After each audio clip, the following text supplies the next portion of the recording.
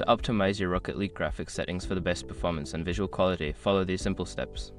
This guide will help you adjust your settings quickly and effectively. Step 1. Access the Settings menu. Launch Rocket League and navigate to the main menu. Click on the Options button to open the Settings menu where you can adjust various game settings. Step 2. Select Video Settings. In the Options menu, find and select the Video tab. This section contains all the graphics settings that affect how the game looks and performs on your system. Step 3. Adjust Resolution. Set your resolution to match your monitor's native resolution for the best visual quality.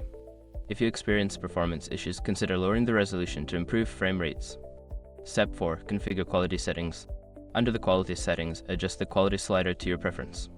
Lowering the quality can enhance performance, while higher settings improve visuals.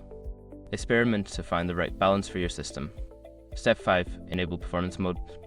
If you're looking for a quick fix to boost performance, enable Performance Mode in the settings. This mode optimizes graphics for better frame rates, especially on lower-end systems. By following these steps, you can quickly set up your Rocket League graphics settings for an improved gaming experience. Enjoy your matches.